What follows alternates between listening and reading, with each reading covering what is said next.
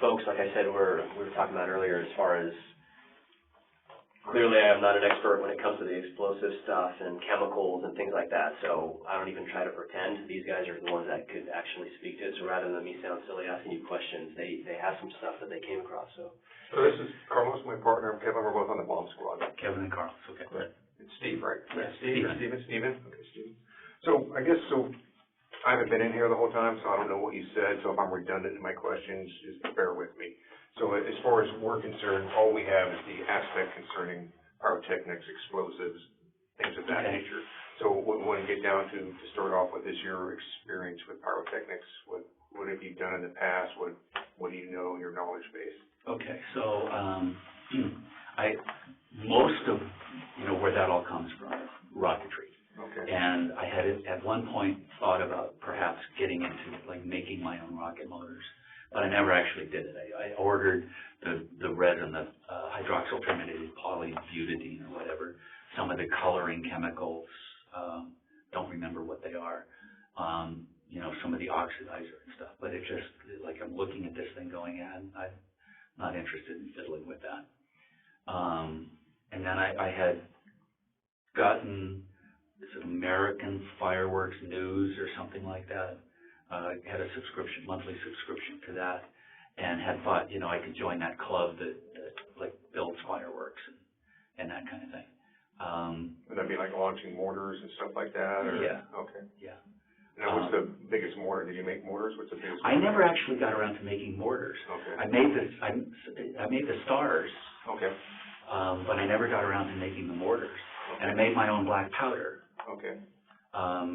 In the garage, I don't know if it's still there, but there used to be like a rock tumbler, like ball mill kind of thing, that I would use to make the black powder. So I put the chemicals in there and I spritz it with a little water and let it tumble for a week or whatever. I don't even remember the process anymore. Okay. But and then we would make fountains and stuff like that out of it.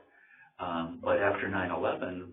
It's like, we're not doing this anymore because this is not really a politically good climate for this kind of thing. You get in a lot of trouble. So the chemicals that are there have been there since then. Okay.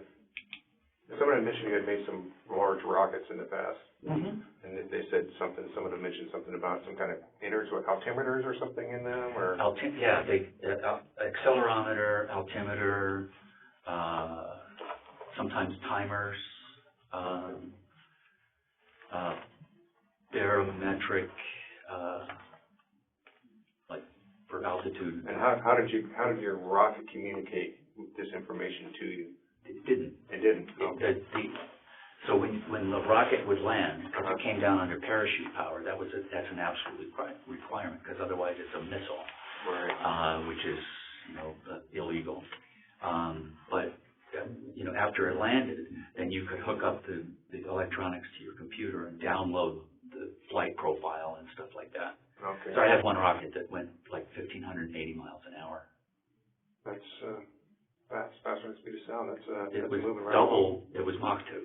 Okay. Yeah, I guess it depends on the altitude. It was, yeah. It was a higher altitude, but where we were, the speed of sound was 750. Okay. So when you put those innards inside the rocket, was there any, you need a background to do that, or is it, how difficult is it? I wouldn't know. So you learn from the people out there, and there's a certification, like a protocol that you go through. Level 1, you can buy rocket motors of a certain size. Level 2, you can buy motors of the next size up, and so on. So the biggest rocket I ever launched, and again, this is it's a very slow burning rocket fuel. It's so slow. If you light the end of it, the rocket won't move. There's a core drilled through the middle of the rocket motor, and then you light it up at the top, gotcha. And it burns outward inside there. So that's where you get the pressurization on those things. But the largest one was 25 feet tall, 6 inches in diameter, weighed 110 pounds fully loaded. Okay. What are these constructed out of? What's your material that you use? So the one that went Mach 2 was a convolute wound fiberglass, and I used some Kevlar fibers to help hold it together because it was going to take some significant stress. You cannot use metals in the rocket construction. I think there are some parts left in the side room. I'm not sure, but you're welcome to unwrap them and take a look if you want. But then there's and I forget what it's called, but it's like epoxy impregnated paper on some of the on like the lighter tubes, things that aren't going to take this high stress kinds of things. And the instruments you put inside, were they independent of each other, or were they wired together? How did that work? They're independent of one another. It's multiple redundancy. You put a rocket up that's 110 pounds. You want to make sure that the parachute deploys. It Right. doesn't come in ballistic, because we don't want dead people out there. And I did see one rocket that didn't get a parachute deployed, and it went through a motorhome. Hmm. You could see the fin slots Not a good day in to the take a roof nap of in the a motorhome. motorhome. Yeah. Not a good day to take a nap in a motorhome. But and so the purpose of them is not only to monitor the flight, but to ensure that the small black powder charges inside the rocket actually blow the stages apart or blow off the nose cone or whatever, so that the parachute can come out. I was talking more of the gauges inside, as far as what you had an altimeter, you had a barometer, or I don't know what was in the Barometer, yeah. Are those independent? Do you have to They're wire not them wired together? one to another. No, they're all individual. So Yeah. do they just could I do it? I mean, is it that simple, or is there more to it where you have to solder things together or things of that nature? No, you buy it and it's packaged. And, Okay. I mean, I think they sell kits for that, or at least they used to. For people that were inclined to sit down and solder. My eyes aren't good enough to do that. Right. Okay. So in the past, I know you've done rockets. You've done some. You said what are they, fountains? Or they weren't. You said they weren't mortars. You made stars for some I reason. made stars. So Right. this is called it's actually called a mortar. So what you do is you put a little layer of black powder in there, and then you put a piece of tissue paper over the top of that, Okay. and then you put the stars on top of that with a little bit of black powder mixed in, and then you light the fuse and get back, and the black powder goes and blows the stars up 5 to 10 feet or whatever, and they lighten. They're green or red or blue or And the deal with that is, do you have a recipe for a star that is a perfect blue? That kind of thing. So, like the red stars uses strontium. I don't remember what is in the other, the other ones. Now, as far as launching the rockets, how were they launched? I'm guessing you probably didn't light a fuse for those. No, you can't. It's illegal. Okay. So when you buy the rocket motor, it comes with an igniter that has stuff on the Okay, I've seen the small ones, but for large ones, I have no idea. It's basically the same thing. Okay. It's just the wire's longer. Okay. And then you hook it up, make sure that you're not sparking, and then you hook the thing up, and then So is that a remote deal, or is it? Oh, it's remote. and it's run by the launch committee, so they're launching your rockets for you, and you just watch. They do a countdown, Oh, okay. 10, 9, 8, 7, 6. So who owns the remote system? You The or Rocket Club. The Rocket Club. Okay, so you don't build them, you don't buy them, you don't own them. Okay. How long have you been doing this? I don't do it anymore. I had a goal to have a rocket that went Mach 2 when I first, because I used to work with youth, when my boys were small, like 10 years old and so on. We'd go out and we'd do the rockets, and back then they were, the biggest rocket was maybe like this big. Right. But I had a goal, I said I would like to launch a rocket that goes Mach 2 sometime. And when I finally did that, and I went, I'm done. I achieved my goal. I'm finished. So we kind of, and then the buddy of mine that Phil Leisure is his name. He was a major in the Civil Air Patrol. He's now fused from here all the way up to between his shoulder blades, so he's not doing it either. better backstage, obviously.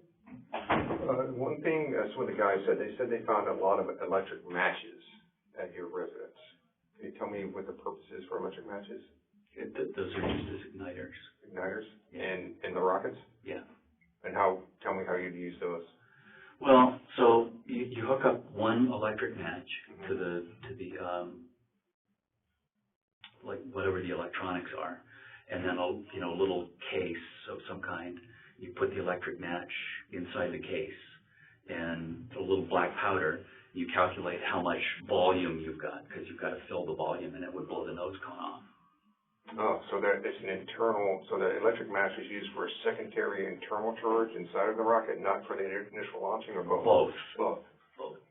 Okay, and what would, so for the secondary charge, right, the black powder ignites so the electric match initiates on the secondary charge, ignites the black powder charge, the nose pops off and a parachute comes out, is that correct? So is there a power source inside of the rocket then to do that? There's a battery on the electronics. Okay. Inside of the rocket. Inside the rocket. Okay. There's a battery on the electronics. Okay. And the power from the battery either goes in, I don't remember what the thing is called, that stores electricity and then releases it all at once, but. Electronic, it's not a battery, it's a, what is this? Capacitor. Capacitor. So a lot of them have a capacitor on there. Okay. And how does the countdown work? So how does it know when it gets to a certain height that this capacitor fires the energy to light the electric match? So if you're using an accelerometer, it knows what angle the rocket is moving at, and fires it basically at apogee. That's always the goal, is to, because if it goes too far down, then it blows the parachute out, and the parachute is ripped out. That's definitely more advanced stuff than we're used to doing. Mm-hmm. Yeah. We're not rocket scientists, so sounds interesting though. So electric matches, we know we use them to launch rockets and to eject the secondary charge for the chute. Did you ever use them for anything else? So that being said, there are guys at your place right now looking around. Is there anything in there that they need to be concerned about? I don't think so. I don't have any live rockets or any type of other devices or anything there. There were I think 1 pound cans of black powder out there. Okay. And as far as I know, that was all that was there. I mean, I haven't been in that room other than to toss junk in there for a long time. But did you ever make any items designed for ground bursting? No. Something like an M80 type device, or I'm talking about something that's you light a fuse and walk away, and it is actually designed to, instead of a mortar would blow up in the air, this is designed to stay on the ground and blow up on the ground. Mm-hmm. No. I mean, I have purchased firecrackers in the past, and so that's what we're talking about, a big, large fuse-initiated firecracker. Do you recall? No, I have little firecrackers.